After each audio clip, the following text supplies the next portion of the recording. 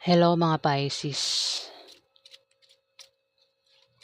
Ngayon nagbibigay ako ng reading. Ito ay sa May 19 hanggang May 25 mga Pisces.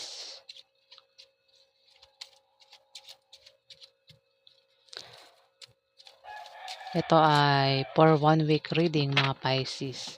Paalaala lang po na kung hindi po kayo ang tinutukoy ng aking reading, maaaring ibang tao po nakapareho nyo ng zodiac sign ang tinutukoy ng aking reading mga Pisces. So, simulan na po natin. Ano po ang ganap sa mga Pisces sa May 19 hanggang May 25?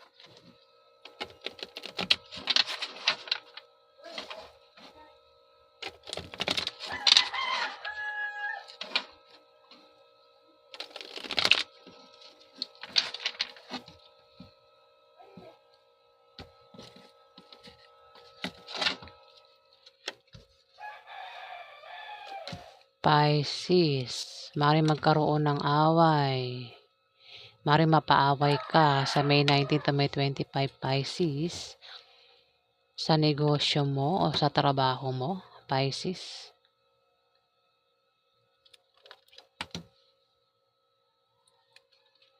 At kung mapaaway ka, mag-ingat ka sa iyong pagsasalita nang makaiwas ka sa malalang argumento, Pisces, at nang hindi na lumaki at lumala.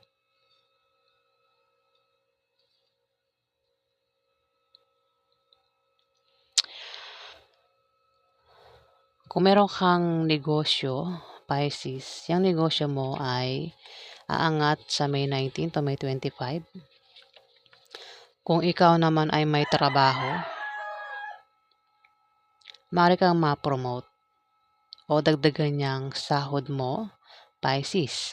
Kung ikaw ay walang negosyo, maaari magbalak kang magtayo ng negosyo sa May 19 to May 25, Pisces.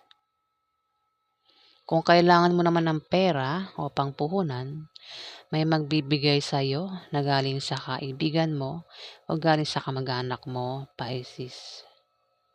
Maaari din na makabayad ka na sa utang mo, Pisces. Kung meron kang kahilingan at pangarap sa buhay, Pisces, yan ay matutupad at magkakatotoo, Pisces, sa May 19 to May 25. Mag-ingat ka, Pisces, dahil meron ka bang karelasyon? Yung karelasyon mo, maaari kang lokohin at pagtaksilan sa May 19 to May 25, Pisces, at posible kayong magkahiwalay, Pisces. Nang dahil sa kanyang pagsisinungaling at panglilinlang sa iyo. Mag-ingat ka din dahil may tao dito ang hahadlangan ka. Hadlang ito. O taong maring magkalat ng malisyosong chismis, Pisces, maring siraan ka ng taong ito. O may tao ditong naiinggit sa iyo dahil sa tagumpay na nakakamtan mo sa trabaho mo o sa negosyo mo, Pisces, at sila ang gagawa ng paraan para mabago ang takbo ng kaperahan mo, Pisces. May pagbabagong mangyayari sa iyo sa May 19 to May 25, Pisces, o may malalaman kang balita na patungkol sa pera. Maaaring makaisip ka ng pagkakakitaan na lalago sa May 19 to May 25. Maaaring magbalak ka magtayo ng negosyo, Pisces. Ganon din, kung meron kang trabaho, maaaring gumanda ang posisyon mo sa trabaho, Pisces. Kailangan mo lang magsipag para tuloy ang pagpasok ng swerte, Pisces.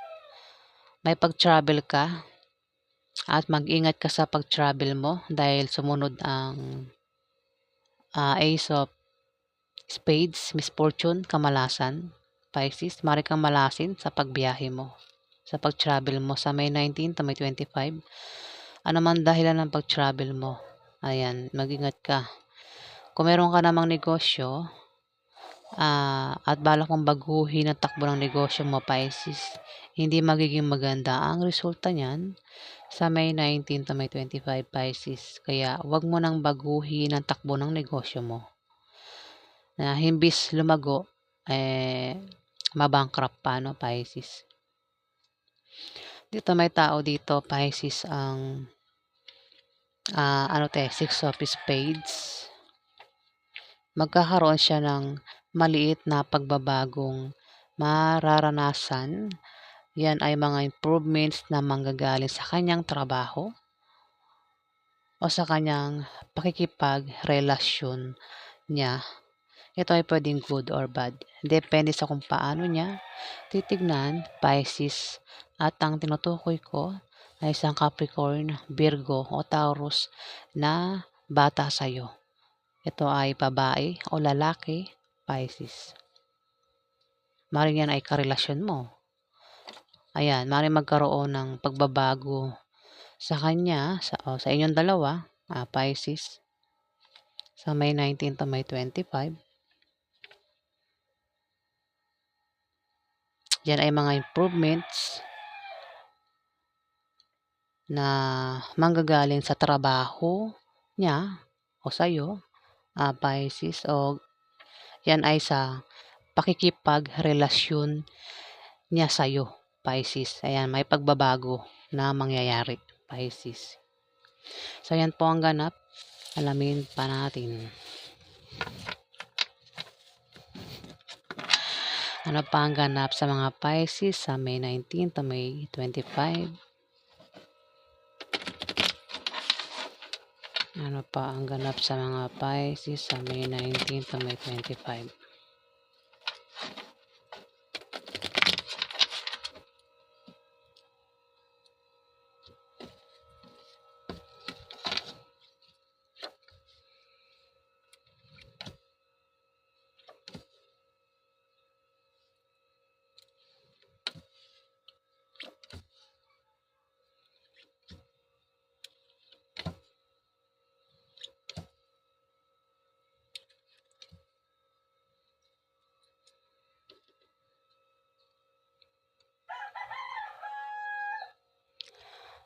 Pisces.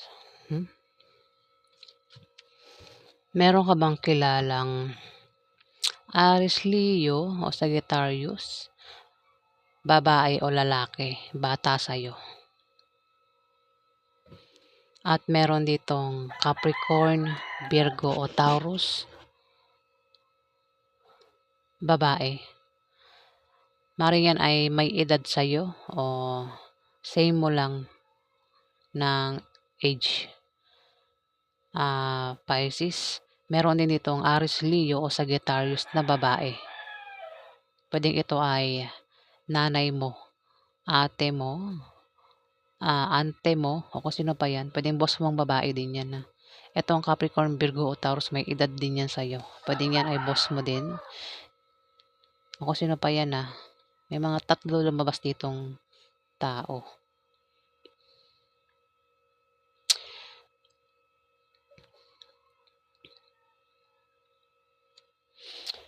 Four of Diamond, Pisces. Isang Aries, Leo o Sagittarius na bata sa'yo ang maaring nagbabalak magtayo ng maliit na negosyo, Pisces, sa May 19 to May 25.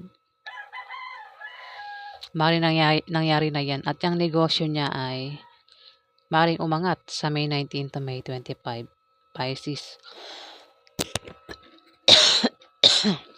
Pero kung wala pa siya negosyo, yan ay nagbabalak magtayo ng negosyo sa May 19 to May 25. Maaari din na may tao dito ang magpayo sa kanya na patungkol sa negosyo na magagamit niya, Pisces. Dito, may Capricorn, Virgo o Taurus ang maaaring makatanggap ng masamang balita na ipag-aalala niya. O maaaring ikaw yung makatanggap ng masamang balita sa isang Capricorn, Virgo o Taurus na babae sa May 19 to May 25, Pisces.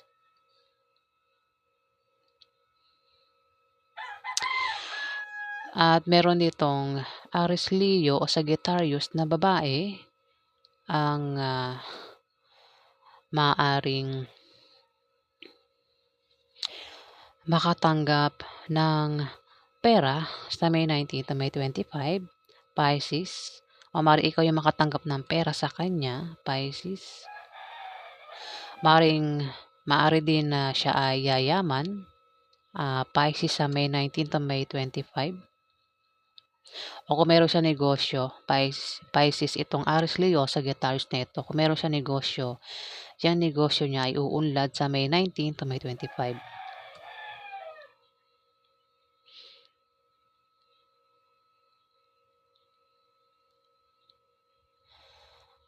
Maaari din naman na kasi sumunod ito, no? Pisces. Marami ang Pisces, Kung meron kang asawa, Pisces, maring itong Aries Leo, Sagittarius na ito na babae, ay maring asawa mo, Pisces. At magiging maganda ang pagsasama nyo ng asawa mo, Pisces, sa May 19 to May 25. At kung balak nyo magpakasal, swerte ang May 19 to May 25 para kayo ay magpakasal, Pisces. Maaari din naman na kung magka-problema ka, nandyan lang itong Aries Leo o Sagittarius na ito na babae na palagi nakasuporta sa'yo at nagbibigay ng lakas loob mo, Pisces. Dito, may tao dito ang may trabaho at nagbabalak mag-resign sa kanyang trabaho at ito ay mag-a-apply sa ibang kumpanya, Pisces. Mari ikaw ang tinutukoy. Ayan. Maring may trabaho ka taga nabubulol ako. May trabaho ka man o wala. Ikaw ay nagbabalak mag-apply sa May 19 to May 25, Pisces. Ayan.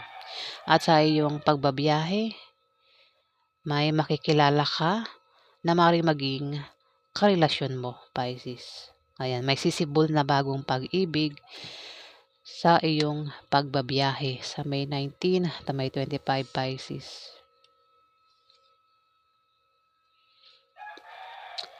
At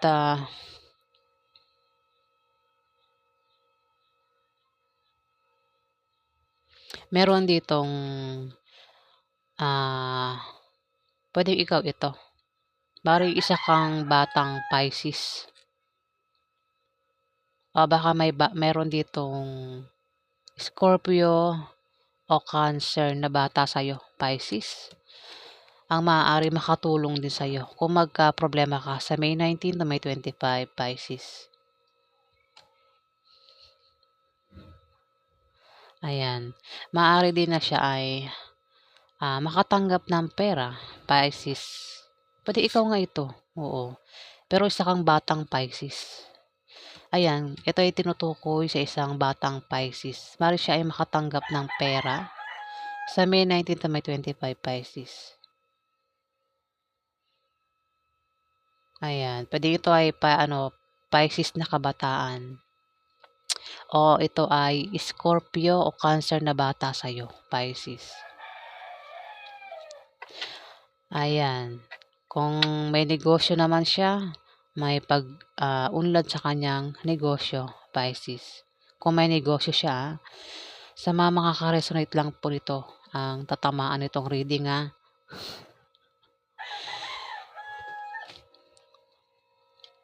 O alamin pa natin ang ganap sa mga Pisces. Ano ang outcome? Ano po ang outcome sa mga Pisces sa May 19 hanggang May 25? Ano po ang outcome sa mga Pisces?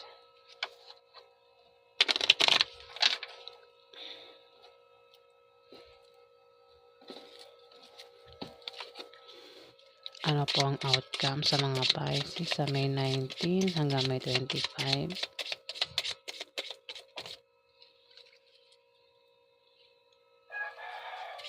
Ano po ang outcome?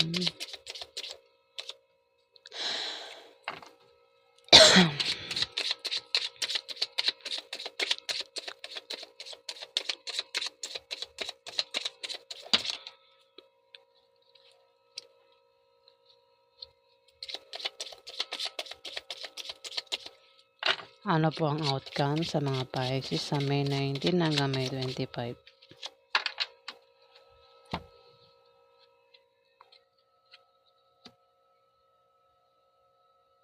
Pisces.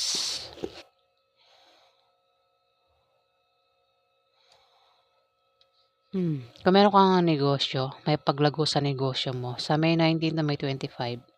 Kung nagbabalak ka naman magtayo ng negosyo, ikaw ay magtatagumpay. Kung meron kang trabaho, maaari kang ma-promote o dagdagan niya ang sahod mo. Kung kailangan mo naman ng pera o pangpuhunan, may magbibigay sa'yo na galing sa kaibigan mo o galing sa kamag-anak mo, Pisces. Ayan, pwedeng bigyan ka ng pera o pautangin ka, Pisces. Maaari din na makabayad ka na sa utang mo sa May 19 to May 25, Pisces. Kung may magpapayo sa'yo, Pisces, o kung meron kang papayuhan, ayan, baka may payuhan ka o maaaring ikaw yung payuhan sa May 19 to May 25. Huwag mo na lang gawin at tanggapin dahil hindi rin magbubunga ng maganda, Pisces. Dahil yan sa meron kang attitude sa trabaho mo, dahil din sa style ng pamumuhay mo, dahil din sa meron kang maling paniniwala na salungat sa direksyon ng tagumpay, Pisces. Ayan, kaya hindi ka makausad sa buhay kasi meron kang maling paniniwala na salungat sa direksyon ng tagumpay, Pisces. Maaari kang makatanggap ng pera sa May, pera. Ba't pera nabanggit ko?